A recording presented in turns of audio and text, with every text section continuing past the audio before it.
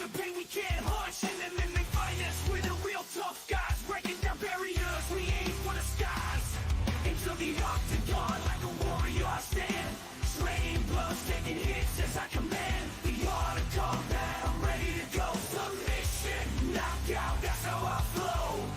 Unleashing the fury like an untamed beast, locked in a cage where strength is released. Striking precision, grappling with might, the golden octagon.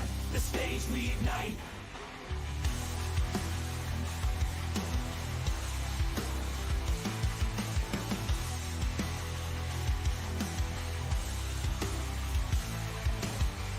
Unleashing the fury like an untamed beast, locked in a cage where strength is released. Striking precision, grappling might, the golden octagon. The stage we ignite.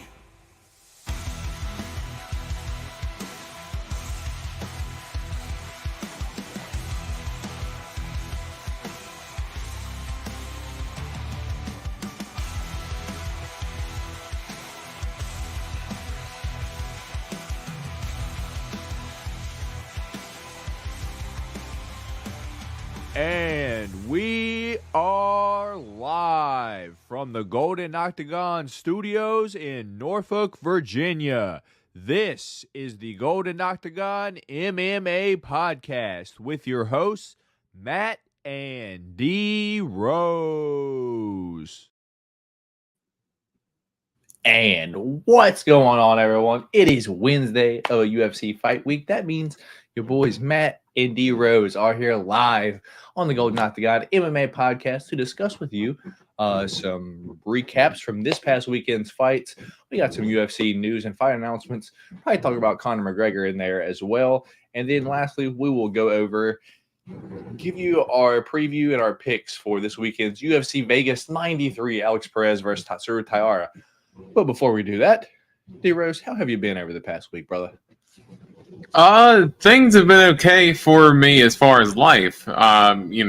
Still, waking up, still feeling healthy, feeling good. Just ate some dinner before we hopped on, so everything has been okay. But, man, this past weekend, as far as picks, dude, I mean, we were talking about it before hopping on. I mean, I couldn't even pick my nose this past week, dude. I mean, you might have passed me in overall picks, just based off of this past weekend.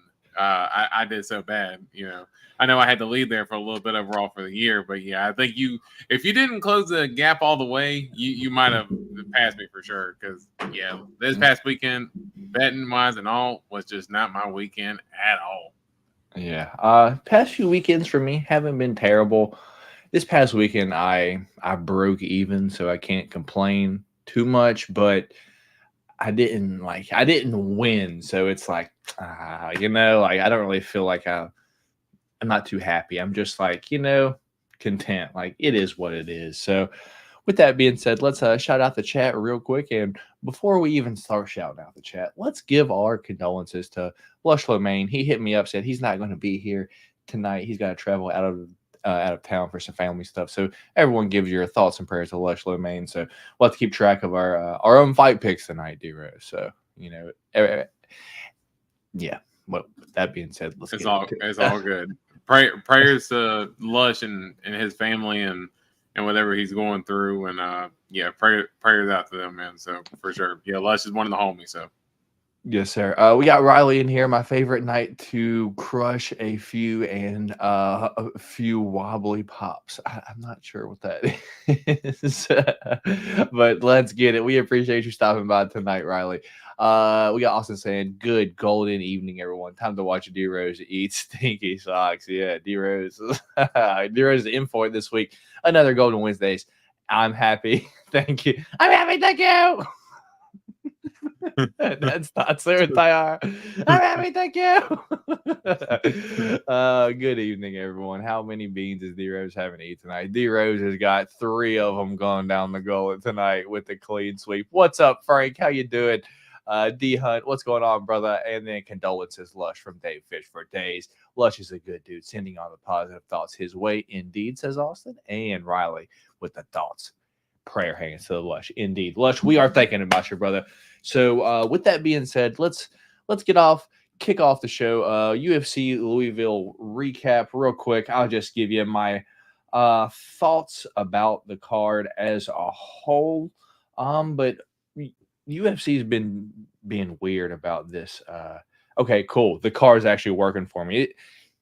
It's been like putting two cards together for me on the, like when I look fucking Google, it's just like it just puts two cards together like top to bottom. I'm like, I don't know which one of these fights there is. So yeah.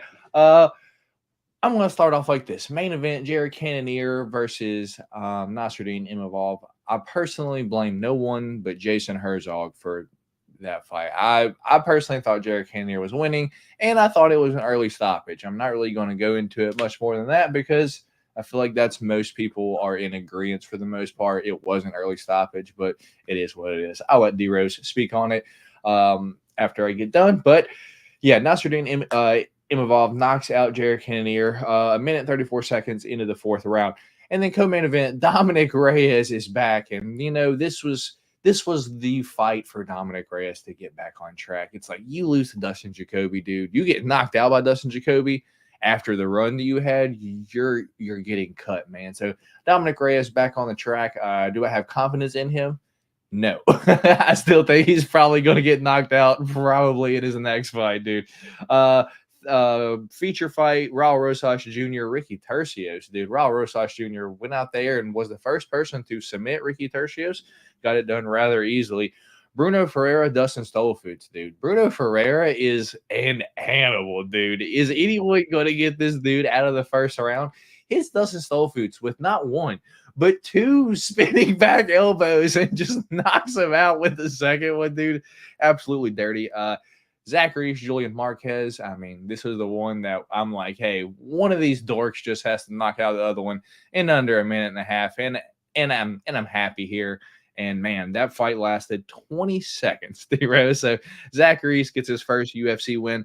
The one that I was most invested on, it didn't come all the way through for me, but I did have Puna parlayed up a lot in some heavy three legs, four legs for like $10, $20. So Puna does come through for me. It was one of the reads that I had this past week that I didn't hear anyone pick Punahele Soriano to win that fight. It was all Miguel Baeza. He's back. He's probably going to knock out Puna or submit Puna later in the fight because he's ass on the ground. But Puna down at 170 looks to be much stronger than his opponents, and he was at a size disadvantage still. So prelims overall, Thiago Moises, Ludovic Klein. Ludovic Klein wins via decision, but beat the absolute brakes off of Thiago Moises the entire fight. Charlie Radke, Carlos Prates. This one ruined a few parlays for me because I needed to start round 2. But Carlos Prates smokes Charlie Radke in the first round. Brad Catone, Jesse Butler. Yeah, I said enough already. Montana Del Rosa, dude. Did you see Montana? I actually, if I can message you this during like the fight, like after like round 1, I was like, dude, Montana's striking looks good, dude. She's like improving on the dude. She outstruck Andrea Lee, was throwing like up elbows and shit, dude. I was like, dude, Montana is improving. And I heard her coach yell saying, go Tana, Yuri too. So Tana Rosa, I am definitely a fan of Montana De La Rosa, dude. Daniel Marcos, John Castaneda. Daniel Marcos almost got finished in the third round with a head kick, but aside from that, pretty much beat the brakes off John Castaneda. Dude, Eduardo Mora, Denise Gomes, dude. Eduardo Mora was gassed after that first round, and shout out D Gomes, dude. Gets it done for me again. I was invested on her earlier in the week, and then I stopped betting her once I saw the weigh-ins. I was like, oh, no, this isn't good, dude. But I'm glad Denise Gomes comes through for me. Lapis wins a decision, and Puja Tomorrow gets an absolute robbery decision win over Ryan Dos Santos, or Hayani Dos Santos. Hayani Amanda. Dude, I don't see how any judges gave Puja Tomorrow that fight. It's like she was just backing up the whole time and occasionally landing a body kick, but I think that was a gift decision to get the first Indian woman in the UFC, her first win. But yeah, going forward, I think she's about to get smoked as well. Yeah, so that's my thoughts on the whole card, D Rose. I'm gonna pass it to you, man. Feel free to say anything that you agree with, disagree with, or just what you thought on the card, man.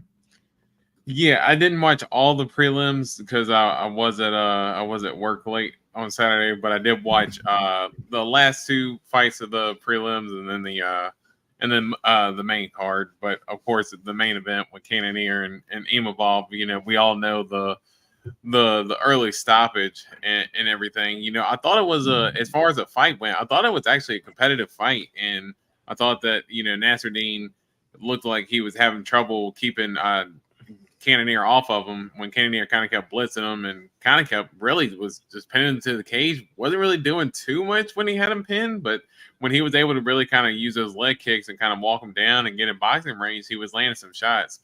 But the thing that I always worried about with Imavov is his gas tank, but his gas tank actually ended up holding up pretty well, and he was looking better as the fight went. So I don't want to discredit him for the result, because the thing that I think that sucks is that he actually ended up at that point, the momentum was swinging towards him, Nasruddin, that he was winning the fight. And even though we all know it was clear as day that it was an early stoppage, I hate it because it's like almost like he's getting penalized now for the fight getting stopped early. And I hate it for Imavov because, I thought that he was having a good performance, and he was proving me wrong because I did pick Cannonier to win the fight.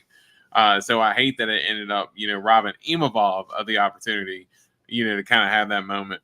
But without a doubt, early stoppage. I mean, Cannonier ends up throwing a counter, landing his counter shot, pretty well, and then was still kind of like, backing up and intelligently defending. And that last little flurry that Imavov threw, no shots really landed clean. So that's, that overall ended up sucking. But and I'm honestly, I heard Cannonier say he'd be up for the rematch in France, on the France card coming up.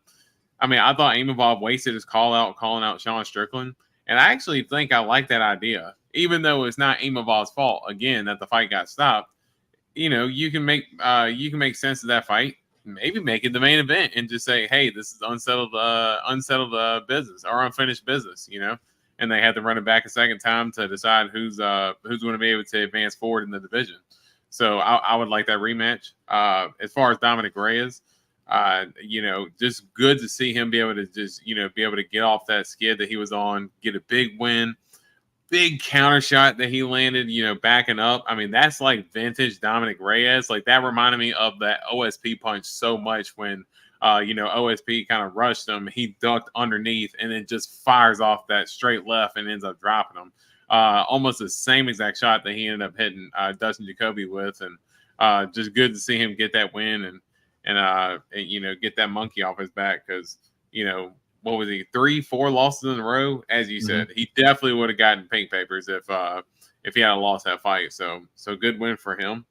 For Raul Rosas, man, how many people was mad at Ricky Turcios for starting a fight like that? Like, what the fuck you? And then throwing the kick and stuff at him. Raul Rosas explained after the fight, he said that Ricky Turcios, like, I guess really didn't have like too much bad blood for him, but I guess he was upset that Raul Rosas pulled out of their previous fight the day of. But Raul Rosas said he ended up having a bad staph infection and ended up affecting him so much he got super sick the day of, and they didn't clear him to fight because of that. So I mean, you can't really necessarily blame Raul Rosas if he ended up getting staph and was sick, but I guess that's where that energy from Turcios came from. But I like that Raul Rosas was able to get a little bit tested. And the fact that Turcios thought he was going to be able to submit Raul Rosas with that jawline, dude, that no way you're getting anything underneath that jawline to try to choke that dude out. No way. And Raul Rosas looked good as well. So love that fight. And Bruno Ferreira, he is now like that action fighter, like going to become like everybody's like the hardcore fans. Like he's going to be like their like favorite fighter. Like every time they see him on a card, like you cannot, like you're going to be like, yo, if you're at like a watch party or something like that, like, yo, this dude coming up next, yo, this dude is absolutely crazy. Like you want to show Bruno Ferreira fight as far as if there's a fan that might not be a big fan of UFC, but you're like, hey, you want to watch something that might make you a fan, you got to show him a Bruno Ferreira highlight because this dude is killer be killed, all action. and the land those 2 spinning elbows the way he did, dude, just absolute money. Dude, that last one looked like Dustin Stolfu's head exploded. Like, it was absolutely disgusting the way that it landed, and just precision the way he landed it too. He was gassing as he threw the spinning elbow, and still ended up landing it as flush as he did to get the finish. So, yeah, Bruno Ferreira never. I don't know if I'm going to be able to sit down the next time he fights, because yeah, it's like I got to be standing because it's going to be all action at all times. I mean, Zach Reese, Julian Marquez. I mean, Julian Marquez has got to be done, right? I mean, Dude, at this point, I got to think. He just keeps getting finished. Yeah, I got to think at this point, Zach Reese or Julian Marquez is done. Zach Reese is freaking huge for the division, because I mean, I know Julian Marquez. I know he's not the biggest dude, but he is he's a fairly big guy. I think he's like 6 foot, 6'1", and Zach Reese, towered over him, landed the big shot and got him out of there. And then, Miguel Baeza, man, just absolutely crazy. I think it's going to be pink papers for him too. I mean, to get out wrestled by Punahele Soriano. I mean, I thought if anything, like Puna would have ended up catching him with a big shot, similar to how like Chaos or Andre Fiallo did. Kind of catching him maybe in the second. I thought he was going to dead him with the ground and pounding. Yeah, that's what I mean. Yeah, I was not expecting that at all, and it was like just the blaze of fury that he came into the UFC with all the hype. And dude, we were fans as well. I mean, we were even on the podcast when we kind of like first started doing this podcast. We're like, hey, Miguel Baeza is a guy to watch out for, and unfortunately, just ended up turning around and just had a lot of bad luck in his fights. And I think at this point you can definitely say it's going to be pink papers for him as well. So unfortunate, but yeah, that's just kind of how the cards have folded for him so far. And yeah, I don't need to really brush up too much on the prelims. You kind of brushed up on most of them for me, so that's my thoughts on the card. I got you. Did you watch Tough last night, D-Rose? I did not. Yeah, there's a dude named Robert Valentine, dude. He's from like Sweden, I think, dude, but he reminds me of Yuri so much. Like the night before the fight, he was like sleeping like outside, dude, and he came out there and just crushed the dude with the elbow. Like the first round, I'm like, I can't wait for this guy to fight in the UFC. Like his name's Robert Valentine. You should go check out the episode from last night. Pretty good fight, or at least the fight. We got Tim saying I took a beating last Saturday. Yeah, apparently D-Rose did as well. And we got Sugar Sharp dropping the $10 donation. I appreciate you, Sugar Sharp, for always juicing my duck. Yes, Sugar Sharp keeps winning all the duck races. D-Rose, like every time there's a duck race, Sugar Sharp wins. I don't know, so appreciate you, Sugar Sharp. Yeah, and then Riley saying you are one lucky duck. The Reyes win was the feel good moment of 2024. And free Cowboy Cerrone. What's happened to Cowboy Cerrone? Is he in jail right now, D-Rose? About to make me look it up right now. Hold on. I don't know. Valentine looked like a killer from Switzerland. Oh, yeah, Switzerland, not Sweden. My bad. Over there somewhere. Definitely one of those dudes I'm watching. Indeed, I agree. So with that being said, we got to get in to some bean eating D-Rose. It's my favorite part of the show. I thought you were going to go over the yeah, picks, I am. So our 3 different picks this past weekend let me get this off the screen to eat the beans. Shout out Lush Maine. You get a little dude. Look at the awesome screenshot that I took. I have my eyes closed. You have your eyes closed. What are the odds that we're both blinking at the exact same time here when I took this screenshot?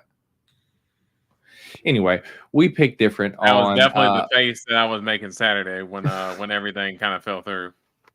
Yeah. So our 3 different picks that counted this past weekend were Daniel Marcos versus John Castaneda, Charlie Radke versus Carlos Prates, and Punahele Soriano versus Miguel Baeza. And you see, beside all the winners there's an M. That means that I picked correctly on said pick, and D-Rose picked incorrectly. And not only that, I have to rub it in just a little bit more. See the 2 giant white blocks that are, in between there, it's because we took out 2 fights, because we did have 5 different fight picks. The 2 that we took out were Eduardo Moura versus Denise Gomes and Thiago Moises for first Ludovic Klein. And yeah, D-Rose, you didn't even get swept on the 3 that counted. You even got swept on the 3 on the 2 other ones that don't count. So all 5 for D-Rose. Clean sweep. And if we get a clean sweep over here, I only needed the 3. But if we get a clean sweep over here, D-Rose got to eat 3 beans. My pick champ's been up here since Monday night, baby. I was ready for it. I just put that shit up there because it looks ugly. I just need some gold hanging back there. But yeah, clean sweep this week for D-Rose. I think you might be muted because I don't hear anything shaking unless you had an empty mic. Okay. If you wanted to hear it loudly shaking in the mic, we don't need any more bean gay allegations, D-Rose. Let's get this bullshit over with. I hate this game. Well, hey, you could have done a shot of alcohol. One single shot, you would have been over with. I don't know which one this one is. Oh, that one's green, dude. I think there's only one green one. That's either juicy. Dude, no, it's not green. It's not green. It's like blue and oh gosh, I hope it's not Oh, that's either Tutti Frutti or Stinky Socks. Okay. Fuck. Come on, Austin. Don't do that to me. Don't try to predict it. That clean sweep should require the loser to slam the entire box of beans.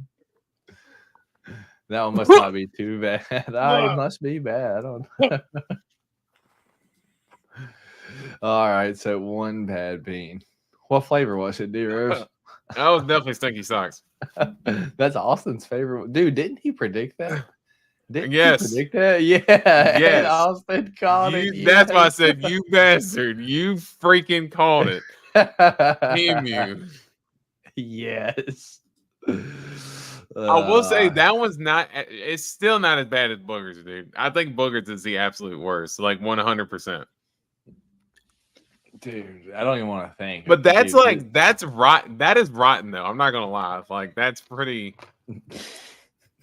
It's got to linger, and that linger is. Dude, nothing's worse than the Band-Aid linger. The Band-Aid linger is bad. Because that one just stays. It just tastes like old rubbers in your mouth. You got a red one? Is that old Band-Aid? Let's go. Band-Aid. Band-Aid. Band-Aid. Please give D-Rose. I've never had that one. He hasn't felt the fury of the Band-Aid yet. He stopped. Yeah. He knew one bite of that one. That one's rough. That one's rough.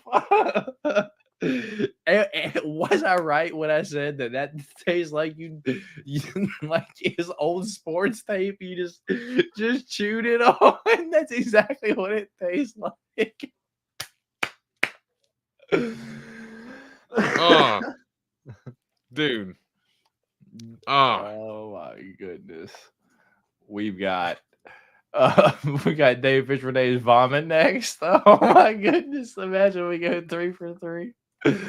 Oh goodness. Damn bad. Dude, Dave. that one is Come on, vomit. One, isn't it rough, dude?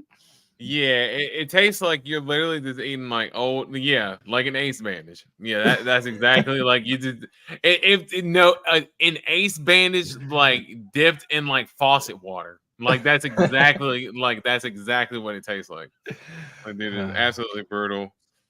Okay, at least this is either berry blue or toothpaste. So okay, at least something to try to. The toothpaste one you'll probably eat because I usually eat it after eating 2 bad beans. I'm like, okay, whatever. No, berry blue. I'll take that. Okay. That's actually pretty good.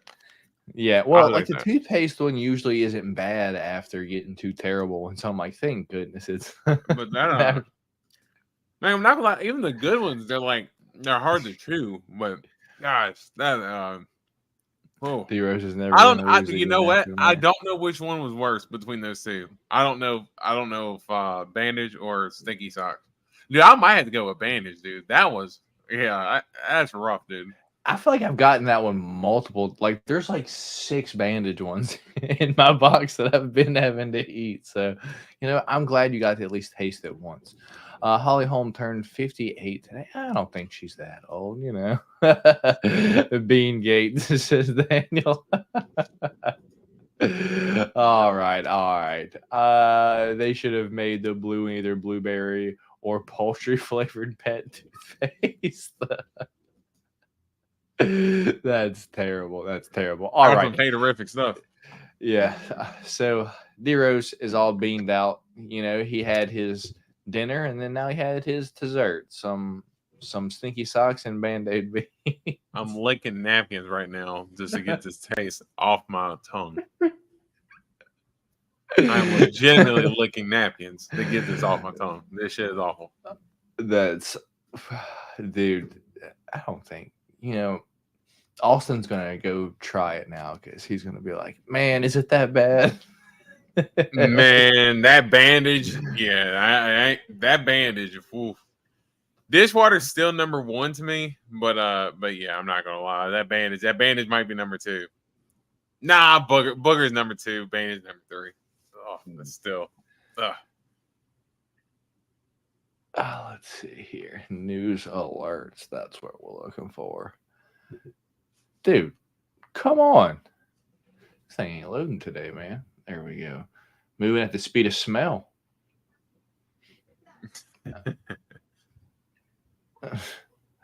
Also, of course, could be slow. Technology never works when we want it to, only when it wants to. The worst part is I have it loaded and then I click to go live and then the shit it just decides to just take forever.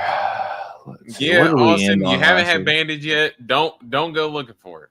Do not go looking for it. It is not worth it. I'm just telling you that right now. It's not worth it. Oh goodness. All right, I have it here. Let me share. I still got some of the taste in my mouth. I'm not gonna lie. Dude, like it still sticks lingering in a little bit. It's like an older rubber plastic flavor just sticks in your mouth, dude. Yeah, 100%. Yeah, he says I'll have to wait until he loses a bet. Oh goodness gracious! All right, T-Rose, here we go. Let's get into our first UFC news and fight announcement of the week. We've got Calvin Kattar taking on Kyle Nelson, dude. Big step up for Kyle Nelson. This is going to be taking place September 7th. So I don't know where it's at, but probably going to be a fight night September 7th. What's your thoughts on that? That's a pretty good fight. Like you said, big step up for Kyle Nelson. For Calvin Kattar, I think you would have to think for him at this point, although he's had some unfortunate breaks. In the Arnold Allen fight, he gets hurt. Josh Emmett fight, you could argue that he won and ended up losing on the judges' scorecards. And now he's, took the bad loss to Aljo. I mean, he pretty much got dominated in that fight. So, a bad losing streak here for him. And you could very much say that if he loses this type of fight, it could be a retirement fight for him as well. So he's a little bit older in the division. So, his back's kind of against the wall in this one. So that's what should make it a good fight. Indeed. Let's go Calvin Kattar, though. I'm tired of seeing Kyle Nelson win. We've got Alan Nascimento versus Jafel Fellow, UFC Vegas 95 on August 10th. What's your thoughts on that? Or do you care at all? It should be a solid fight, but yeah, I don't really care. All right, we'll move on to the next one where we have the left hand to God, Danny Barlow versus Uroš Medic, dude. That's going to be a banger. UFC Vegas 95, dude. That's going to be a fun one, dude.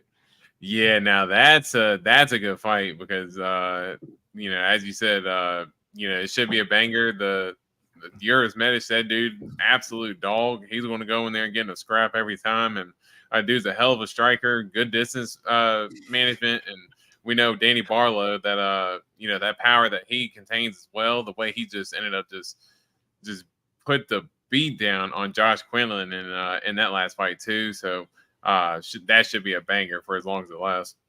Yeah, man, I agree.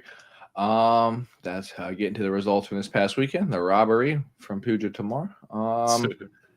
Taylor Lapless decision, dude. Denise Gomes dub. Daniel Marcos beat the brakes off Castaneda. Montana De La Rosa, dude, boxing up.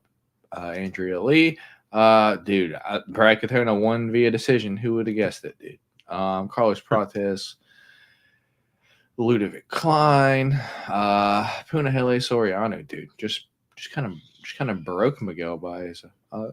Zach Reese with the dub. Bruno Ferreira, dude, he could probably drop down to 170. Let's be honest. Could you imagine Bruno Ferreira at 170, dude? He'd be for crushing fools. But 185 is kind of ass. Let's be real. So I see why he's at 185. Yeah, it is an absolute menace. And I mean, I think at this point, he's just like, kind of like, I'm sure he's probably on the entry level contract because, I mean, he's only had, I say what about like 4 fights in the UFC so far now? He did Nur Sultan, Hobo Cop, one Bill other Halls one. Yeah. So that was his fourth fight. 4 fights. So probably still early on. So probably just trying to, get himself managed right now. And, I'm sure probably making that weight cut, probably going to take some type of dietitian or something like that. So probably need to be making a little bit more money. But hey, if he can get some fun scraps, get a big name and kind of build himself up at 185, hey, I'm all for it. Yeah, he's just really short for 185. Kind of reminds me of Buckley a little bit. Yeah, there's the flying knee, dude. He throws that shit a lot. He never lands it, but he always throws it. And then goes right for the takedown after. Did he get hit with the right or did he get with the left? I thought it was the left. But yeah, me too. That might have been maybe one of the punches that he threw after once he started backing up. But yeah. I'm pretty sure it was left. Yeah. And then Nur Sultan telling everyone to be quiet, dude. Anyway, we got a fun one here where we have Gilbert Dorino Burns taking on Sean Brady. It's going to be the main event for UFC's September 7th card. Don't know where that's at, but I'm sure we'll find out soon. Thoughts on that one? Now that's a good fight. I really like that fight because I think that's a good test for Sean Brady. Definitely, going 5 rounds. We haven't seen him go 5 rounds yet, and wanting to kind of see him, test it up at the higher level of the division. And we know Gilbert Burns' jiu-jitsu is. I know you always, poke fun at him for not having any submissions up at welterweight, but also again, he made Hamzat end up standing up because Hamzat didn't want to get armbarred by him. Because the way he's so dangerous with his submissions, even off his back. So that should be a good test for Sean Brady. Could come down to the feet, and Gilbert Burns, even at this age, he's still got it. So it should be a good fight. I agree. Moving on to the next one, we got Chris Duncan taking on Nasty Nas, the Black Wolf, Nazim Sadikov. That's going to be the Denver card, July 13th. That's a kind of a banger. What's your thoughts on that, man? Yeah, 2 dogs that I will say Chris Duncan has been, we know him from that big performance, that big comeback that he had against Charlie Campbell and in the Contender Series, but hasn't really fought like that too much since he's gotten in the UFC. Doesn't really get into too much of barn burners, kind of like fights like a kind of like a smart type of fighter now. And I know we ended up getting finished in his last fight. But Nasty Nas, dude's a scrapper as well. So they love to throw down, and that should be a good fight. Yeah, like the Denver cards turn out to look pretty okay. Just the main event's kind of ass. And then our last one, dude. Did you know that we needed this? Marcin Tybura versus Sergey Spivak. You ready for it? 2. That's going to be UFC Vegas 95, August 10th. Care about that one at all, man? 2, man. 2. What? 2. I guess the last bit of kind of news that we kind of have is, we kind of brought up the Conor McGregor thing last week, and then after the podcast and the rest of the week, it kind of looked like that the fight might actually still be on, dude. And then I think earlier today, Ariel Helwani put out a thing that said that the UFC is now looking for a main event again, and Alex Pereira versus Yuri Prochazka has been offered to both fighters. So I guess our prediction was kind of correct last week when we're like, what is the replacement, if a replacement? And Alex versus Yuri kind kind of is the only one that makes sense for International Fight Week, to be honest. But what's your thoughts on the whole Conor McGregor situation, man?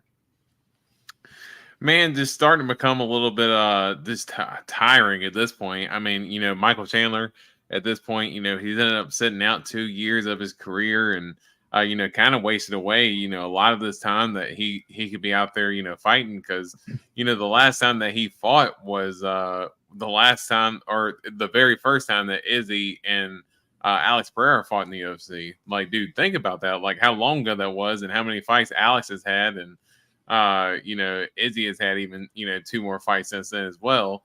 One against Pereira, one against Strickland. So, yeah, you just love to see Chandler back in there at this point. And for Conor, hopefully nothing's too bad with him. But, man, at this point, man, we just got to either announce it or just don't. There's too much speculation going on. You'd like to see somebody end up coming out and say something. I mean, I know Chandler came out and did an interview recently, said he believes everything's going to be okay, but nothing from Conor in the UFC kind of confirming anything just yet. So, just kind of leaving people out in the dark. Just kind of sucks for Chandler, and that's just my opinion because I'm I like Michael Chandler and like to watch him fight. So, it just sucks kind of see him on the sideline for this long for really no reason. Yeah, I'm a fan of UFC fights. It's clearly the reason we started this podcast. We're both fans, but I like to go to the fights, the Rose. But I think my limit is going to be like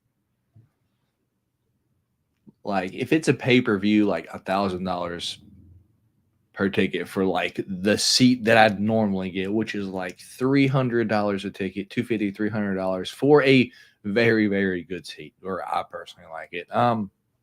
Yeah, dude. And the cheapest seat for UFC 303 in the very top is like $1,300, dude. Imagine you already buying that ticket and then now finding out that Conor McGregor is not fighting.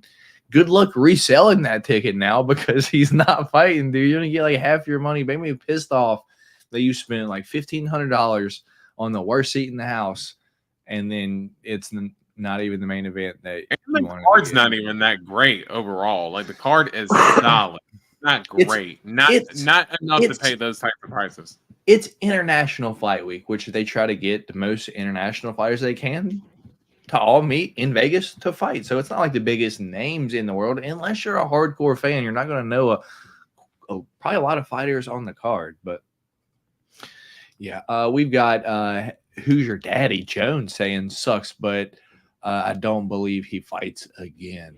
Yeah, wouldn't surprise me. They were still advertising the fight last Saturday. I just don't see them wasting marketing on it if it's not going to happen. Yeah, I don't think it's not going to happen, Dave. I just think that it's going to be probably delayed to probably toward the end of the year. That would be my guess. But hey, hopefully I'm wrong. And everyone that spent money on those expensive ass tickets is able to go watch Conor McGregor fight. So let's move on to this weekend's fights, Heroes. They are not the best fights in the world, but I know this is what everyone's really here for, to get our picks and preview this weekend's fight. So we'll do that. So taking place this weekend in the UFC Apex, the card, and it starts at 7 p.m., dude. Oh, sheesh. Yeah, at 7, that's right. Yeah, we got an Apex card starting at 7 p.m. 13 fights, obviously in Las Vegas, headlined by Alex Perez taking on Tatsuro Taira. We've got Ikram Aliskerov taking on Antonio Tricoli.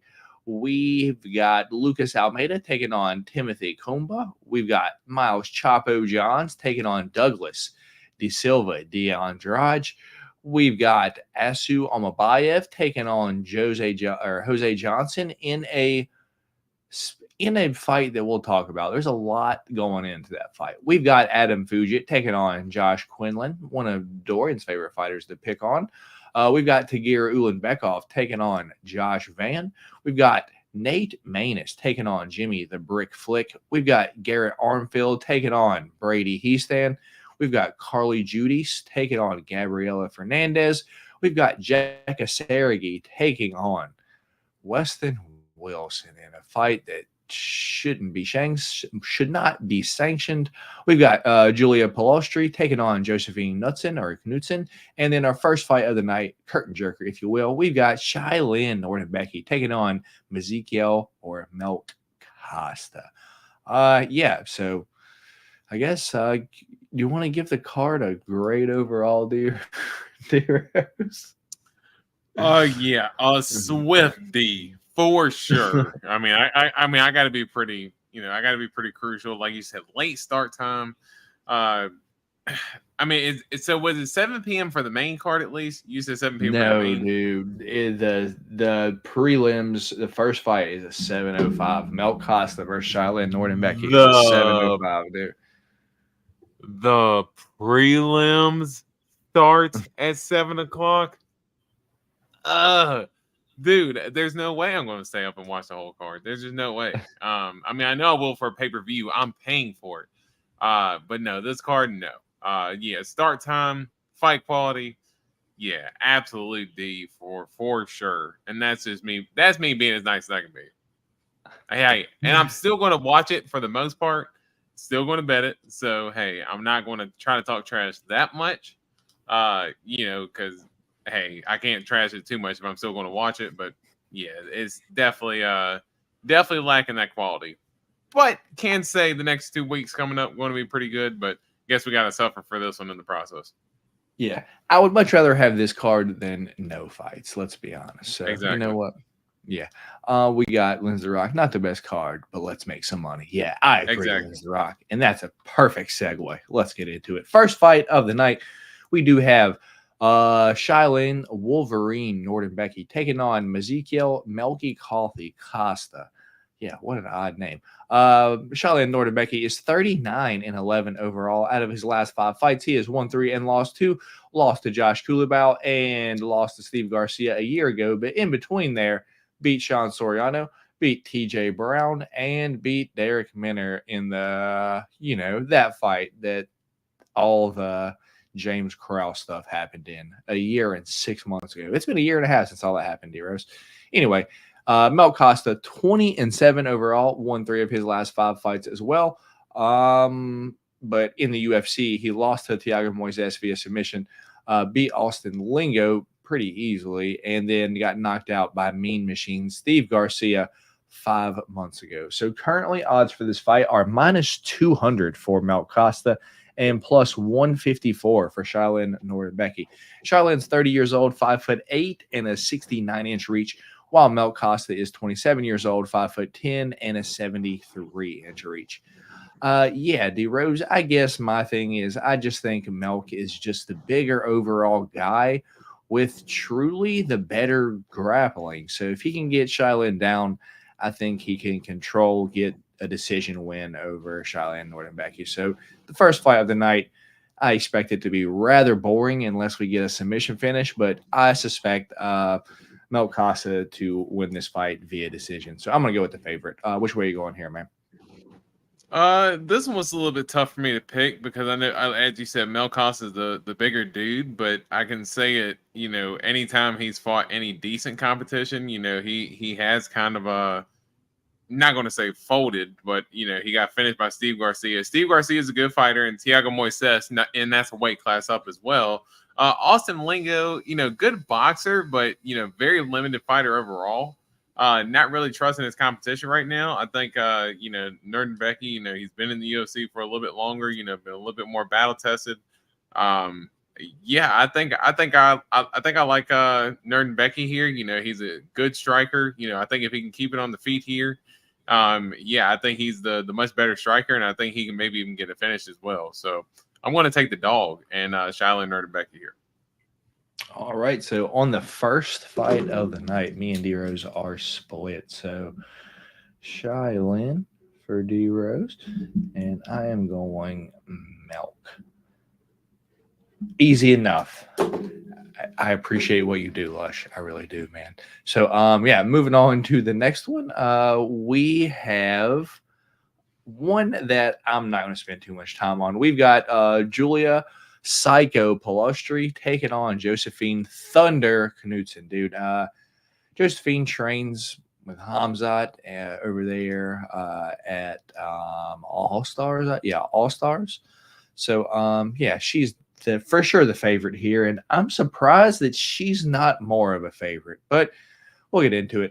Julia Palustri, 12-3 out of her last 5 fights on the Contender Series. Lost on the Contender Series, won a few times off the Contender Series, and then came back to the Contender Series 8 months ago and won via rear naked choke. On the other hand, Josephine Knudsen has had 2 fights in the one on the Contender Series and one in the UFC. A decision win over Isis Verbeek, and then beat the absolute shit out of Marnik Mann, dude. I was in person in, I think, Nashville, and I watched that one, dude. I was like, dude, Marnik Mann's, if you want to say one thing about her, she's tough, dude. But god damn, she beat the shit out of her, dude. Currently odds for this fight, -210 for Josephine Knudsen, and then +162 for Julia Palustri. Julia is 26 years old, 5'2" and a 63.5-inch reach, while Josephine Knudsen, 28 years old, 5'3" and a 60-inch reach. Yeah, I have for sure got Josephine Knudsen as a parlay piece this week, D-Rose. I don't know if she finishes Julia because, you never really know with women's MMA, but I don't mind Josephine Knudsen 3 or decision when that opens up either. We just don't have it yet. But give me Josephine Knudsen to win this fight via decision. Which way are you going here, man? I'm not gonna lie. I know Julia's coming off of the Contender Series and whatnot, but not super familiar with her. As you said, I just remember the man performance that she Knudsen absolutely ended up dogging her in that fight. So not even going to try to break it down any more than that. I'm gonna go Josephine Knudsen here. Smart, dear. So we'll move on to the next one, where in another one it will be smart for us to pick the same fighter. If you go the opposite here, man, I think you're just trying to eat the beans next week again. So we've got Jekka Seregi taking on, in the famous words of Brady from DFS by the Numbers, poor Weston Wilson, dude. So I'm not going to try to say Jekka Seregi's fight name, but he is 14-3 overall, with his only loss being to Anshul Jubilee by ground and pound about a year and a half ago, close to it. And then beat Lucas Almeida, which is, dude, I was actually liking Lucas Almeida, and then I guess I don't know what happened, dude. Who knows? But knocked out Lucas Alexander. Sorry. On the other hand, Weston Wilson, let's just be honest, lost in this fight that shouldn't be sanctioned against Joe Anderson Brito, and then lost to this fight that probably shouldn't be sanctioned either versus Gene Silva, dude. He was just getting, he was getting hit, and every punch was just like wobbling him all over the cage, dude. Weston Wilson trains with Wonder Boy, has like this karate style, but terrible striking. No striking defense at all, and he's a grappler. So you can't fight with your hands down and have no striking and be strictly just a grappler with no wrestling either. I don't know how he got here, D-Rose. I don't, man. Currently, odds for this fight are -360 for Jekka Seregi, +260 for Weston Wilson. Jekka Seregi, 29 years old, 5'8" and a 69.5-inch reach, while Weston Wilson is 35 years old, 6'1" and a 73-inch reach. Yeah, give me Jekka Seregi to knock out Weston Wilson in the first round. Which way are you going here, D-Rose? Yeah, I think Weston Wilson, didn't he take that fight against Joe Anderson Brito on short notice or something like that? That's why he ended up getting yes, dude. Yeah. Yeah, I think that's how he ended up getting his chance in the UFC. But guess who even called him for that fight? I want to know who called Weston Wilson to fight Joe Anderson Brito. Who was like, yeah, this will be a good matchup, dude. Like, they just wanted to keep Joe Anderson Brito on the card and just fed him an easy body and got Joe Anderson Brito the win, because I'm sure he would have rather fought and got a payday than got nothing.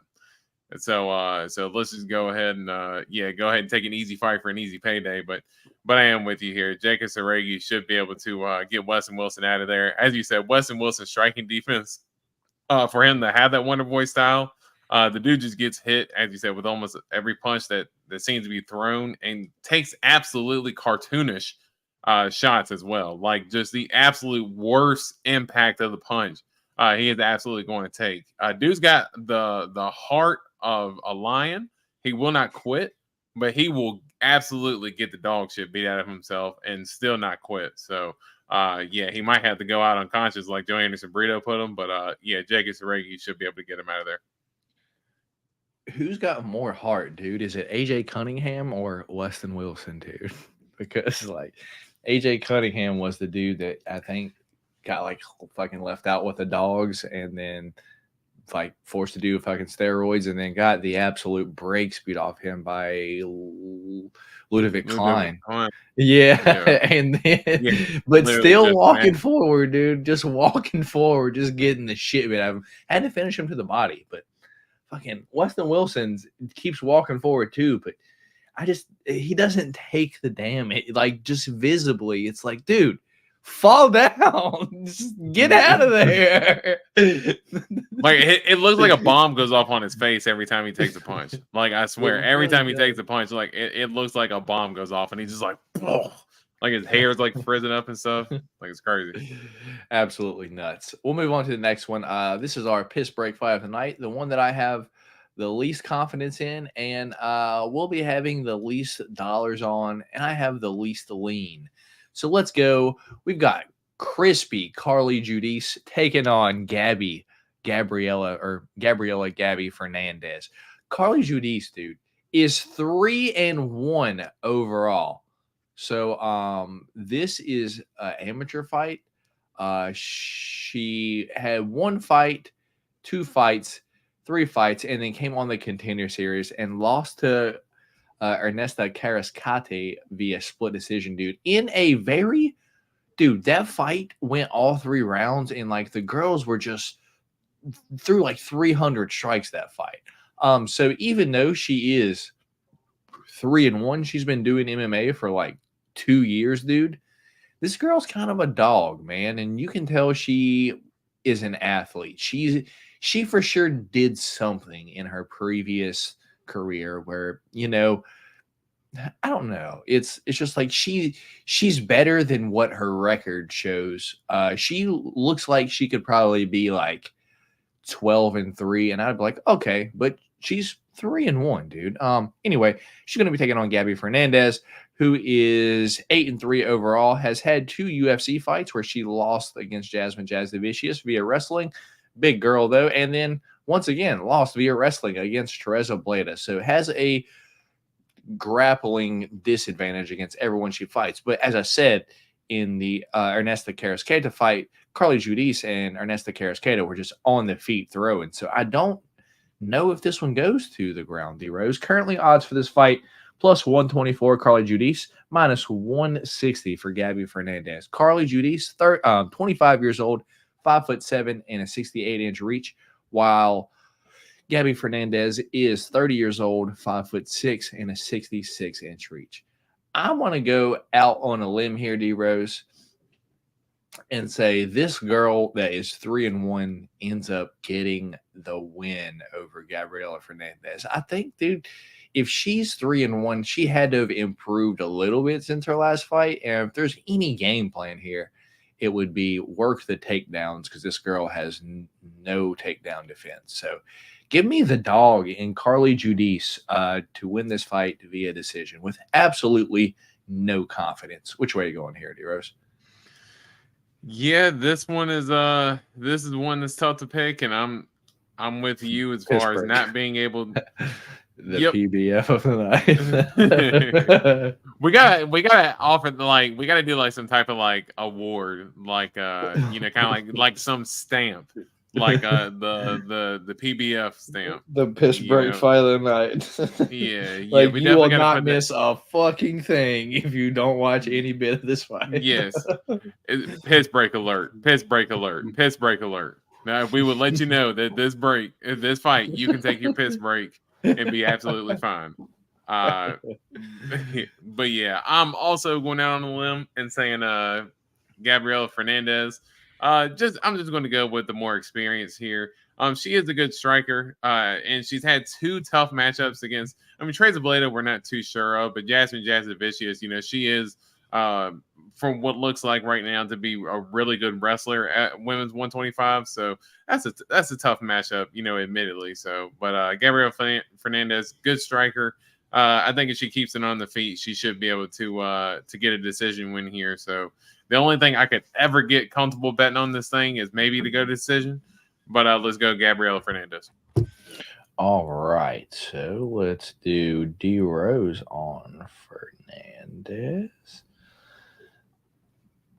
And I am on Judice. All right. That should be fun. That's our second different one so far. So we'll move on to the next fight of the night, where we have Garrett Armfield taking on Brady Bam Bam Hiestand. Yeah, should be a fun fight, dude. Garrett Armfield looked good in his last fight against Brad Katona, yeah. But yeah, Garrett Armfield is 10-3 overall with his last win 4 months ago over Brad Katona. Had a win over Toshomi Kazama 9 months ago, lost to David Onama, and then got hit with the arrows. And then then he wasn't in the UFC before that. And then Brady Hiestand, on the other hand, is 7-2 overall. Last win over Panel Dana Batgari a year ago, knocked him out. Unanimous win over Fernie Garcia a year and 6 months ago after being dropped in the first. Wrestled Fernie the next 15 minutes, basically 14 minutes and 50 seconds. This is what I don't like. Split decision loss to Ricky Tertius, but that was on the Ultimate Fighter final, and that was before.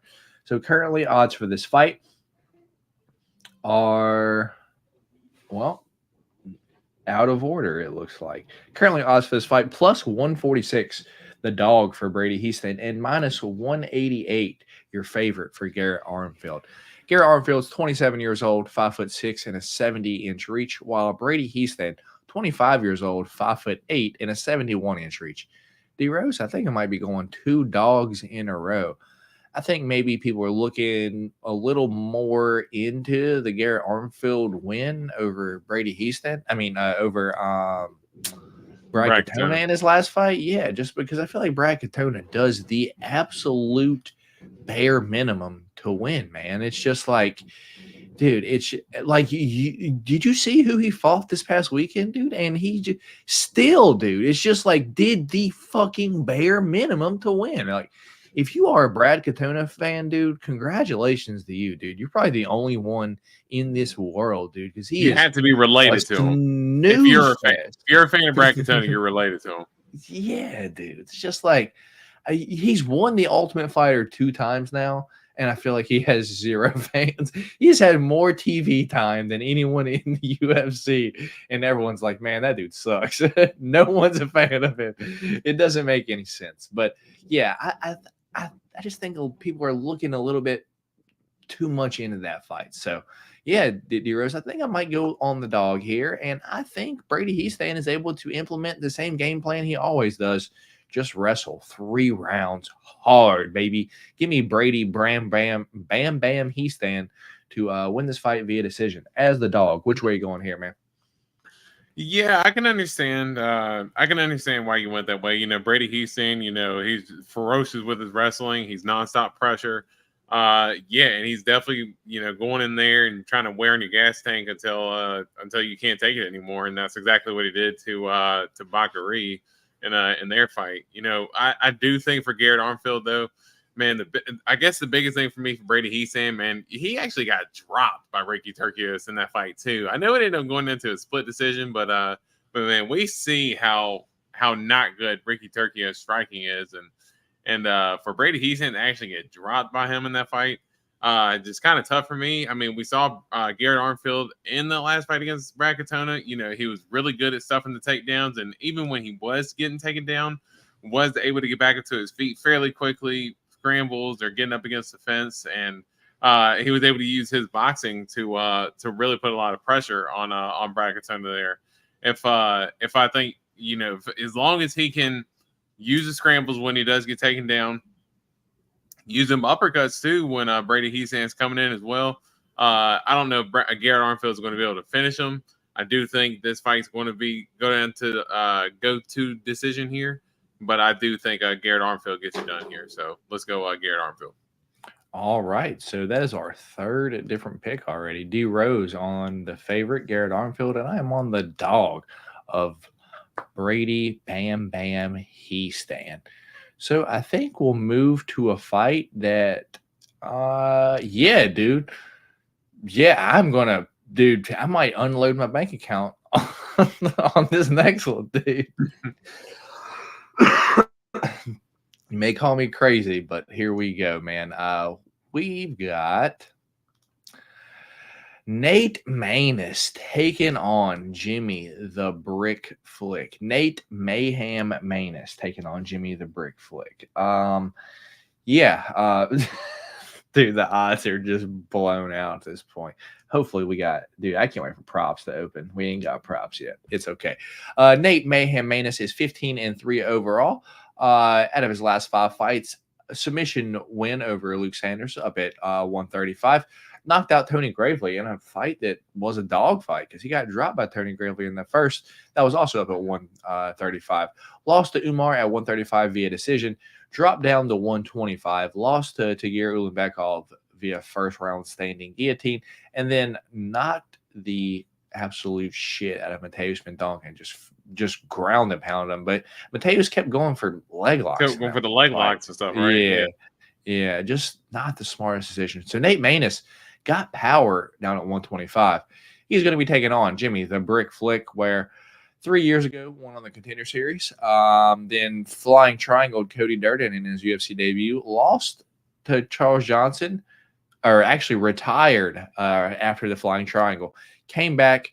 Charles Johnson knocked him out in the first round, dude. Charles Energy Johnson, energy baby, bald cap. Knocked out Jimmy Flick, then got absolutely smoked by Alessandro Costa, but doesn't surprise me too much. And then was getting the shit beat out of him by Malcolm Gordon in his last fight, and then ended up winning via submission in the second round, dude. That was 4 months ago. Currently, odds for this fight are Nate Maness minus 500, our favorite. Jimmy Flick plus 340. The dog, Nate Maness, 32 years old, 5'10" and a 72-inch reach, while Jimmy Flick is 33 years old, 5'7" and a 68-inch reach. Yeah, D Rose, give me Nate Maness to knock out Jimmy Flick in the first round on Saturday. Yeah, I won't even waste too much time on this one. I think the same. Jimmy Flick, good submission artist, and he is tricky with the submissions, and we have seen Nate Maness kind of make some mistakes and walk into some submissions before. So there could be an upset, but I'm not betting on it. I do think that Jimmy Flick. One thing I will give him, he is kill or be killed, so he goes in there and gets after it. But I think he ends up walking into a big shot. Nate Maness gets him out of there. So let's go Nate Maness by knockout. Yeah, dude, the odds for this are just kind of, you can't really money line Nate Maness. Yeah, no. So you kind of have to Nate Maness by, like you said, either KO or KO or nothing really. Yeah, maybe the under, but yeah, you can't bet this fight that much at all. There's no juice. No juice. We'll move on to the next one where we got another fun one, dude. Where we have someone that we just spoke about, Tagir Ulanbekov, taking on the fearless Josh Van. Tagir is 15-2 overall out of his last 5 fights. Unanimous win over the 125-pound Bruno Silva, not the D Rose Bruno Silva. A split decision win over Alan Nascimento. Lost to Tim Elliott via decision, where he kept getting his gloves grabbed and was complaining about it. Submission win over Nate Maness that we just talked about. And then Cody Durden, rear naked choke. On the other hand, Josh Van, the fearless, is 10-1 overall, but has had 3 UFC fights with a split decision win over Zagulis Zumagulov a unanimous decision win over Kevin Borjas, and a knockout over Felipe Bunes in his last fight. And I believe I bet Josh Van KO 2 or 3 because it takes him a little bit to get started. And I think, that's the way to go forward betting Josh Van if you are going to do so. Currently odds for this fight, minus 245 for Tagir Ulanbekov, plus 186 your dog for Josh Van. Tagir is 32 years old, 5'7" and a 70-inch reach, while Josh Van is 22 years old, 5'5" and a 65-inch reach. So, D-Rose, yeah, dude, I think Josh Van reminds me of Christian Rodriguez at 125, dude. It's just that guy that it's just like, dude, he's just going to beat these dudes. He's this young dude that's just going to beat people, dude. And I think, once again, I'm on the dog. I don't know why. Everything about this fight tells me that Tagir's probably either going to submit Josh Van or win this fight via decision. So if it happens, that's what should happen, but I think I'm going to go Josh Van with the upset, dude. Give me Josh Van to win this fight via decision, man. I think round 1 going to be tough, but I think he outstrikes Tagir round 2 and 3 and maybe hurts him in the third just to secure that round. Yeah, give me Josh Van to win this fight via decision. Which way are you going, D-Rose? Yeah, that's so funny because the reason why I pointed at you with that comparison, because I swear that I'm right hand to the man.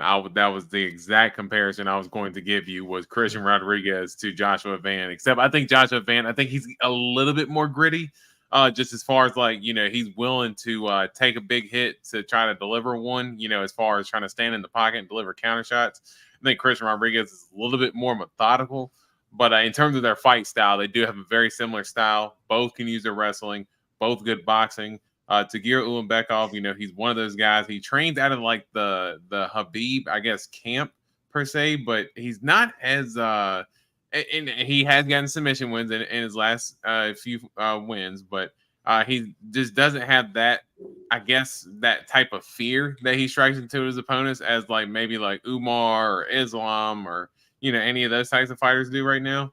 And I know Tim Elliott's, fingers in the gloves and stuff like that, but it was still kind of weird that, Ulanbekov wasn't really able to take Tim Elliott down that much. And I think Josh Van, even if he can get taken down a little bit, Zumagulov did a couple of times, but he was able to get back up. Yeah, good boxing, good pressure, good cardio, man. I like Joshua Van as well. He's one of the flyweights that I'm really looking. I love watching this dude fight. Dude just got a nasty little mean streak to him, and I'm a big fan of him too. So, yeah, I like Joshua Van here as well. All right, me and D-Rose both on the dog, plus 186 Joshua Van. So we'll move on. Well, move on to the next fight, being Adam Fugit taking on Bushido Josh Quinlan, dude. Yeah, fun fight. Adam Fugit 9-4 overall with first UFC fight was a loss to Michael Morales, but I feel like it could have been stopped a little bit early for that one. Knocked out Yusaku Kinoshita. Yeah, that was a eye opener for Kinoshita, and then lost to Mike Malott via guillotine 11 months ago. On the other hand, Josh Quinlan on the Contender Series popped, but he did knock out his opponent, so steroids. Knocked out Jason Witt, and then his last 2 fights, decision loss to Trey Waters, and then got knocked the fuck out by Danny Left Hand to God Barlow. Currently odds for this fight, minus 128 for Josh Quinlan and plus 100 for Adam Fugit. Adam Fugit, 35 years old, 6'1" and a 77-inch reach. Josh Quinlan, 31 years old, 6 foot and a 72-inch reach. D-Rose, I think I might pass this one to you, man. I'll let you break this one down. Yeah, this was an interesting fight just because I think a lot of people kind of been picking on Quinlan because coming off the sauce, maybe he hasn't looked as good as he did coming off the Contender Series, and I can just say maybe he's fought some tough competition. I mean, Trey Waters is tall enough to be fighting at light heavyweight. Yeah, he's tall enough to be fighting a light heavyweight, and he's fighting at a welterweight, which is absolutely crazy. And yeah, not the easiest fight against Danny Barlow either. So, and he ended up getting knocked down in that fight, but it's because, I mean, he was down in the first 2 rounds, and he literally just kind of did the Korean zombie thing and was like, dude, fuck it, like I'm just going to go for it here, and absolutely went for it, and ended up paying the price for it, but yeah, ended up going for it there. Adam Fugit, I think he's also fought some really tough competition to this point. Michael Morales, not two slouches to, really hang your hat on as far as losses there. Yeah, he got finished by both, but both are really good fighters. And I think Michael Morales, especially, that's someone who I think me and you both are, pretty high on. And I think, and I'm still high on Mike Malott, even though the Neil Magny loss is pretty bad, but that was still a good win that Mike Malott had against Adam Fugit. But man, I'm not going to lie. I think I like Adam Fugit here, man.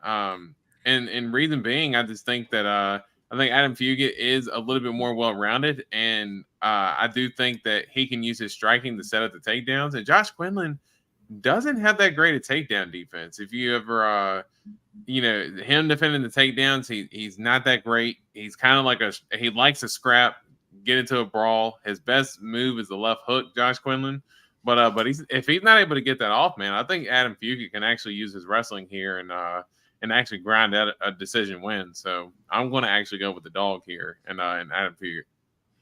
Surprising, D-Rose, because I know you are usually a Josh Quinlan backer for the most part, and I expected you to go that way this week. I am on the other side. I think Josh Quinlan has enough power, dude, and this post USADA era, dude, maybe he's able to get back on the juice a little bit and get some of that power back and knock out Adam Fugit, dude. For some reason, I think Adam Fugit's this like tall, lanky dude that just gets hit, dude. And if he gets hit by one of those, as you said, one of those clean left hooks by Josh Quinlan, I think he gets rocked, wobbled, goes down, and then gets finished off with some ground and pound. So, yeah, give me the slight favorite, Josh Quinlan, to win this fight. Don't feel too confident on it, but yeah, we have a different one. Again, give me Josh Quinlan. So we'll move on to the next fight, which is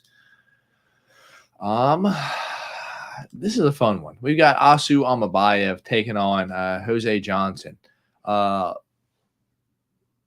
Zulkifar Asu Amabayev is 19-2 overall, while Jose Johnson, Olobo Solarito, is 16-8 overall. Yeah. Asu Amabayev, I believe he's only had 2 UFC fights. Yeah, Ode Osborne submission win and CJ Vergara decision win. On the other hand, Jose Johnson has had 3 contender series fight, win over Jack Cartwright, lost to Damon Blackshear via twister. It was on short notice, though. And Chad and Helliger rear naked choke 6 months ago. If you notice, those 3 people that I just talked about are bantamweights, and that's because Jose Johnson, dude, is moving down to flyweight for this fight, man. So let's go over some stats. Currently, odds for this fight are Asu Amabayev minus 530 and Jose Johnson plus 360. Asu Amabayev, 30 years old, 5'4", and a 65-inch reach. Get ready for this, D-Rose. 125 pounds. Jose Johnson is 29 years old, 6 foot, and a 71.5-inch reach, dude. I'm gonna keep this short and sweet, dude.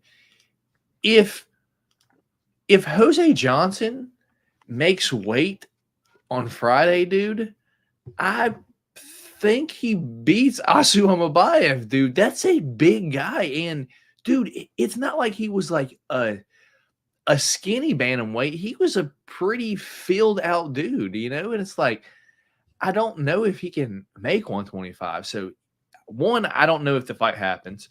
2, I don't know if he can make 125. 3, if he comes in weighing 4 pounds over, that's his advantage. And it's just like, dude, the odds are so far apart for this fight. I'd be dumb not to take a shot at plus 360 Jose Johnson, dude. So, Yeah, I'm going to go out on a limb. I'm going to say the drop down to flyweight for Jose Johnson. If the fight happens, give me Jose Johnson to win the fight. Which way are you going here, man? Wow, that's surprising. Yeah, at first I thought Asu Almabayev. I was like, wasn't that the dude that lost to Charles Johnson? But that's Azat Maxim. Or yeah. I ended up mixing the two up. I think they're both from Kazakhstan, right? So but yeah, I ended up mixing the two up there. But yeah, Asu Almabayev, he is a good wrestler. Kind of have that similar type of not the striker that Shavkat is, but does have the type of wrestling control and type of submission ability. I think Jose Johnson, as you said, moving down from bantamweight is going to be an absolutely huge flyweight if he can make the weight. I think I had similar thoughts as far as Nate Maness as well, as far as making flyweight, because I was like, man, he's a pretty big bantamweight too. But I think they have similar builds. Obviously, Jose Johnson is a little bit taller. Nate Maness is 5'10", Jose Johnson 6 foot, but both similar builds. I think, as you said, Jose Johnson is a little bit muscular, but I don't think he was the biggest bantamweight. So I do think that I could see him making flyweight. But the biggest thing for me is that I never really thought he had the best takedown defense to begin with. And Damone Blackshear, who's kind of known to be more of a striker, was able to take him down and submit him with that twister the way he did. I think if Asu Almabayev was able to get in on the legs, man, I just see, just constant takedowns and control. And I think Asu Almabayev here, I think he gets a submission. I think he probably ends up getting like a rear naked choke or something like that. So I want to go Asu Almabayev here. All right, let me get this written down. All right, so me and D-Rose split again. I don't feel great about that one. I'm probably just going to throw a few dollars at that one just because of the odds. Because dude, if Jose Johnson makes 125, the fight's going to be an issue for Asu. Well, that's just my guess. I have no clue, to be honest. So let's move on to the next one, where we have another fun one, dude. Look at Miles Johns having hair there. Miles Chapo Johns taking on Douglas Silva de Andrade, dude. Good, so many names. Miles Johns 14-2 overall, with a win 2 years ago over Anderson Dos Santos, right hook. Lost to John Castaneda via arm triangle. Win over Vince Morales via decision. No contest against Dan Argueta. Let's be real. What happened there? And then Cody Gibson, decision win. But I definitely picked Cody Gibson to win that fight. On the other hand, Douglas Silva de Andrade is 29-5 overall. Lost to Lerone Murphy. Win to Gaeto Perello. Win over Sergey Morozov. Lost to Said Nurmagomedov. And then beat Cody Stamen in a decision that I personally thought that he lost. But that's just my opinion. Currently odds for this fight plus 100 for Douglas Silva de Andrade, while Miles Johns is minus 128, your favorite. Miles Johns, 30 years old, 5'7", and a 66-inch reach, while Douglas Silva de Andrade is 38 years old, 5'7", and a 68-inch reach. What we have here, D-Rose, is a classic case of the Spider-Man meme. Like, it's the same fighter. One's just a lot younger. So that being said, give me Miles Johns to win this fight. Probably via decision, just doing a little bit more each round. But I'm surprised the odds are as close as they are, because I really think Miles Johns is better everywhere. And for only being minus 128, it's very, very solid parlay piece if you're a parlayer like this guy. But give me Miles Johns to win this fight via decision. Which way are you going here, man? Yeah, I'm 100% with you. I do think both these dudes very similar style, both rely on their power, both good, decent boxing, but most of their shots when it comes to the hands are going to be big power shots, looking to get one another out of there. And both of them have issues with cardio later as the fight goes as well. I think really the only difference is Miles Johns uses a little bit more of his traditional American style wrestling. And Deion Andrade doesn't use wrestling as much, but he is a little bit more dangerous with his submission ability.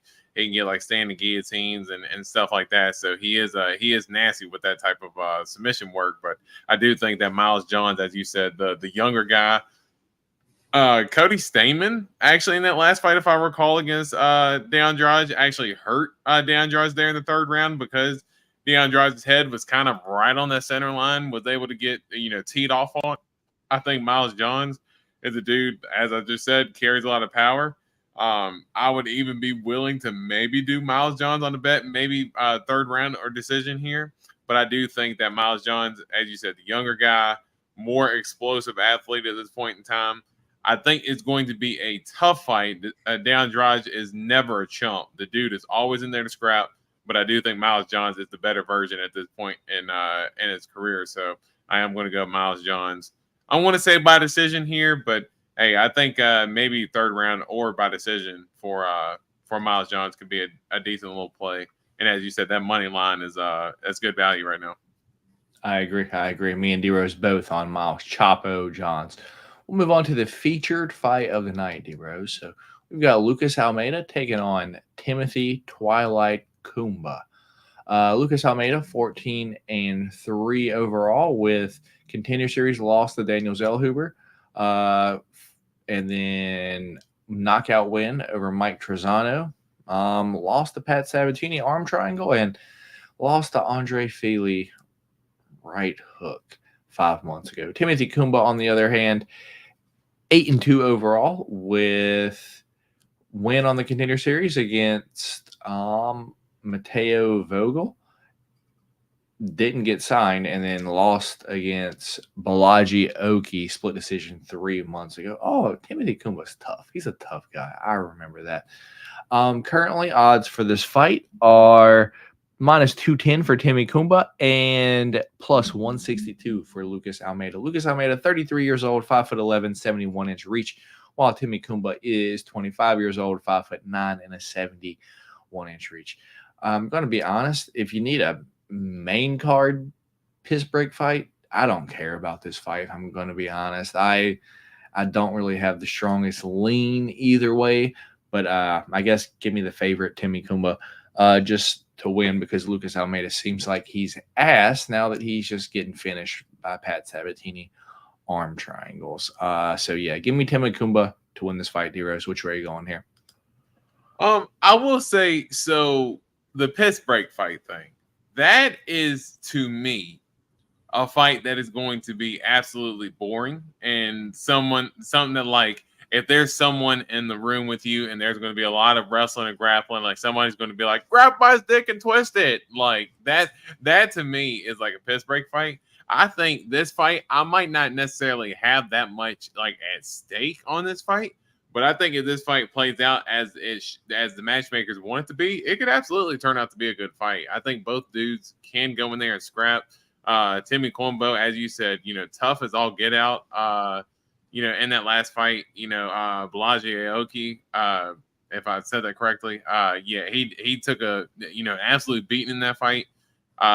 And for Lucas Almeida, that Mike Trezano fight, dude, that is still like an absolute like a dog fight. Like both those dudes went in there and got after it. And in the Pat Sabatini fight, Pat Sabatini just uses wrestling in that fight. Okay, yeah, whatever.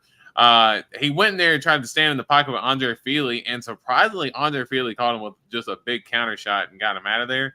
But for the most part, man, Lucas Almeida is going in there to scrap, and good potent striker, putting a lot of pressure on you, good boxing in the pocket, and yeah, man, I think I actually like Lucas Almeida here.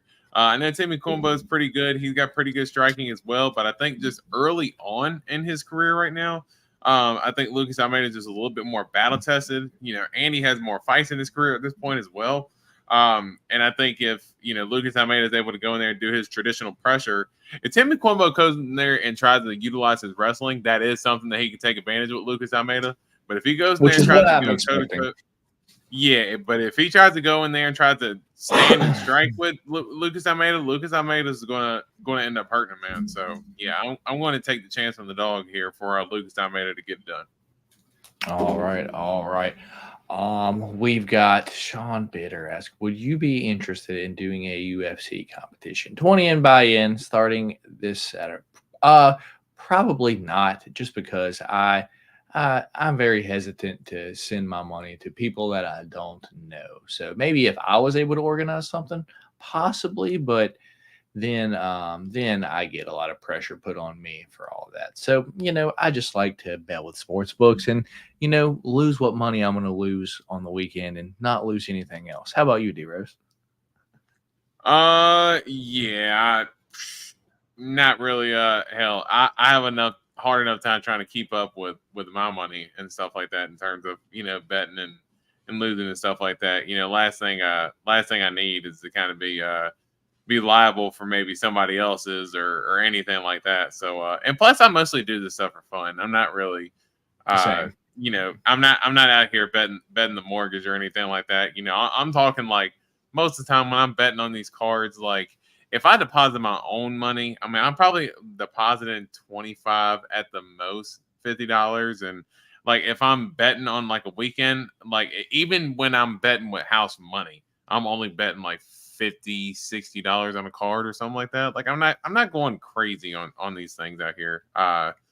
Trying to hit a little bit of a lottery ticket, of course, every now and then. But in terms of what I'm betting, I mean, I know people that are betting, hundreds and hundreds, on weekends at a time. I'm not doing all that. Same, man. Same. I usually have less than $100 worth of bets. Do you have Twitter? I have a Twitter. I don't. I use it to contact people that I would like to interact with. I don't really get on there. I'm an Instagram guy, me personally. So we'll move on to the co-main event, D-Rose, where we have Ikram Aliskerov taking on Antonio Tricali. Dude, I can't wait for Ikram to fight someone decent. Ikram is 15-1 overall with his only loss ever is to Hamzat via knockout, but Mario Souza submission on the Contender Series, right cross Phil Halls, and then knocked out Warley Alves with a flying knee. Antonio Tricali, Maivado, is 12-3 overall, and he's only had a no contest win on the Contender Series where he got popped for steroids after. Currently, odds for this fight, D-Rose, are you ready for this? Minus 1,600 for Ikram Aliskerov, plus 750 for Antonio Tricali, and that's where I'm going to stop. This isn't a real fight. Once again, like the third or fourth fight on this card, who sanctioned this fight? Ikram first round knockout, I guess. Which way are you going here, man? As you said, it sucks for Ikram because I am with you that I want to see him fight somebody good, but it's like they can't get anybody to fight the dude. And that's the part that sucks is that he's ready to kind of jump in the deep end of the pool. They had him ready to fight Paulo Costa, which of course I called it from the very beginning that fight was never going to happen. But this dude has been ready to jump in the deep end and try to swim for a while now. And just unfortunately hasn't been granted that opportunity. I think he's just going to have to eventually just end up just taking these random fights against guys just until he builds it to the point to where he makes himself undeniable. So I think that's just what it's going to be, at least in his first couple of UFC fights. And then I'm definitely going to Ikram here. Should get the knockout. So let's go Ikram here. Can I interest you, D-Rose, on a minus 1,600 bet on Ikram Aliskerov? You cannot. D-Rose, you can bet $1,600 and win back $100, man. Dude, that sounds like the world's worst bet. I'm in. All right, here we go. Main event time. If you guys haven't already and you're still here hanging out with us, we truly appreciate you. Hit that thumbs up button for you boys. Let's get into this main event. Surprising main event, to be honest, though, where we have Alex Perez taking on Tatsuro Taira. Alex Perez is 25-8 out of his last 5 fights, covering 4 years ago. Knockout win, leg kicks over Jussier Formiga 4 years ago. 3 years ago, lost to Davison via guillotine. Year and 10 months ago, lost to Alexandre Pantoja via rear naked choke. lost to Muhammad Makayev 3 months ago, but knocked out Matheus Nicolau a month and 2 weeks ago. On the other hand, Tatsuro Taira, 15-0, obviously undefeated. Let's get his first UFC fight. Carlos Candelario, unanimous decision to win. CJ Vergara, armbar. Jesus Aguilar, triangle armbar. Edgar Chairez, decision in a sketchy fight. And then Carlos Hernandez, TKO. Currently odds for this fight, Alex Perez, plus 152. Tatsuro Taira, minus 196. Alex Perez, 32 years old, 5'6", and a 65-inch reach, while Tatsuro Taira is 24 years old, 5'7", and a 70-inch reach. D-Rose, I might be the only person that you hear say this week, but I like Alex Perez here, man. You've probably never heard me say that ever, because we consistently give Alex Perez shit for not making it to the octagon, dude. And it's over this past couple months, dude, I've been like, you know what? This motherfucker might be on some shit, dude. It's just like, I have this confidence in Alex Perez, and maybe Tatsuro Taira gets his first loss this weekend. Give me the dog, D-Rose, Alex Perez, to continue to get his winning streaks started for the most part with 2 in a row. Give me Alex Perez to knock out Tatsuro Taira, because Edgar Chairez dropped his ass, and Alex Perez got power, man. So might be the only one to say it, but give me Alex Perez to win this fight as the dog. Which way are you going here, man? Yeah, and I mean, Tatsuro Taira definitely got, a lot of momentum. Yeah, I mean, he definitely he's got a lot of momentum right now. Tatsuro Taira, he's looked good in his last few fights, and to finish Carlos Hernandez the way he did, I mean, Carlos Hernandez is, he might not be a world beater, but he is a good fighter. We have seen him put on good performances, and for him to finish him the way he did, that was a good finish, get the knockout. We already know the submission ability that he has.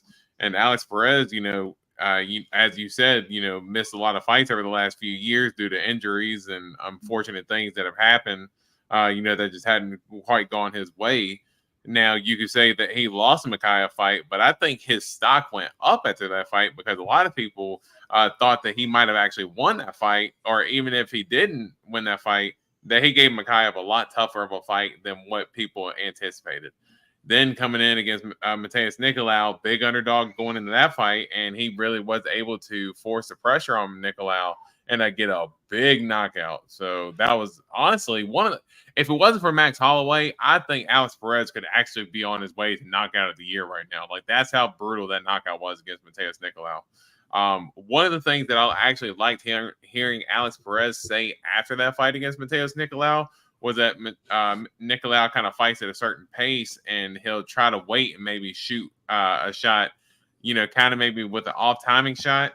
So Alex Perez said that he wanted to make sure that he put the pressure on Matheus Nicolau to try to force that shot so he could see it coming more clear. I think Tatsuro Taira, as you said, Edgar Chairez ended up dropping him. Almost had him in the guillotine there at one point in time there at the end of the fight as well. Yeah, man, I'm actually with you. I like Alex Perez as well. I think it'll probably be by decision. I think this could be a fun scrap. I think you can see it go all 5 rounds. But I think Alex Perez, man, he showed us good takedown defense in that Makayev fight.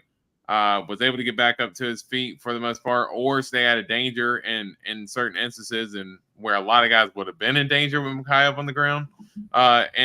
Alex Perez has fought a lot of good competition to this point as well. As you said, champion after champion, and Figueiredo and Pantoja and whatnot. So yeah, I think I'm with you, man. I'm going Alex Perez here as well. Surprising. I'm trying to get all these shits typed in, but there's no chance I'm getting all these fucking typed in. My arm's already hurting trying to reach up here to this damn laptop. Well, surprising, D-Rose. I guess me and you are both on the dog in the main event this weekend, Alex Perez. Surprising to hear, to be honest. So, yeah. I'm happy, thank you. Let's see how happy he is this weekend. Damn, I was really hoping you'd hype up the Tatsuro. I have his goal from Tim from Don Russ. But good points. I mean, and he's undefeated, dude. He's a kid. And we say this every single week, dude. We're just two dudes that are just talking about the fights, man. Like at the We're end of the no day, experts by any means. Yeah, at no the, experts. dude, at the end of the day, it's a fist fight, and anything can happen. So if Tatsura goes in there, um, you know, clubs Alex Perez, then Alex Perez fucking shoots on him, and Tatsura wraps up a guillotine like we've seen happen to Alex Perez multiple times. Would it surprise me? No, not one single bit. So yeah, I'm just going to take a shot on the dog. Looks like D Rose is as well. And, for all of you on Tatsura Taira, good luck. Hopefully the kid wins, and, the cards that you have will continue to increase in value. But yeah, that's going to be our different picks for the weekend, D Rose. So since I got the shiny gold strap back here, 1, 2, 3, 4, 5. We have 6 different fights. Shylin Norden Beckett versus Ezekiel Costa, where you went Shylin Norden Beckett and I went Melk Costa. We got is it Gabriela Fernandez?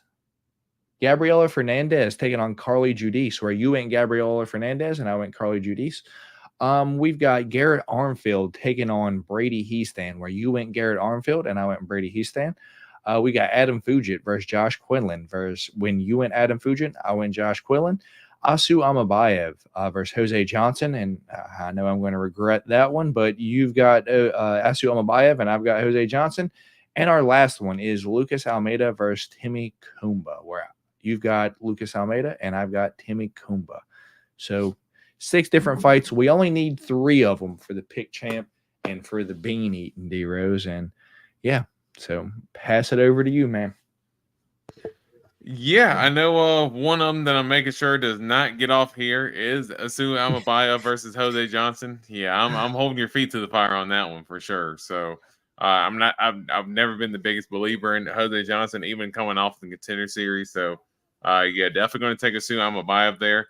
I'm going to go ahead and also go with Timmy Kwombo and Lucas Almeida. I do believe in Lucas Almeida that much. I mean, he's a pretty decent dog right now. But again, I do think that, kind of where he's sitting right now, I think he should be able to get it done. And, the last one's tough because I just don't feel confident enough in Carly Judice. I want to ask you for 2 more because I'm not sure Amabaya versus Johnson happened. So we need a backup just in case. Okay, so let's do this. I'll go Josh Quinlan and Adam Fugit. We'll include those 2. And then if we need to,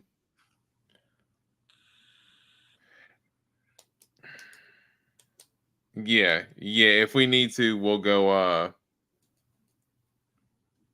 Melk Costa versus Nerd Becky. Okay. If Jose Johnson and all right, back up there. All right, so we have 3 different picks and a backup for this weekend. Our 3 different picks are Adam Fugit versus Josh Quinlan, where I am going Josh Quinlan. D Rose is going Adam Fugit. Our second different pick is going to be Asu Amabaya versus Jose Johnson, where I am on Jose Johnson. D Rose is on Asu Amabayev.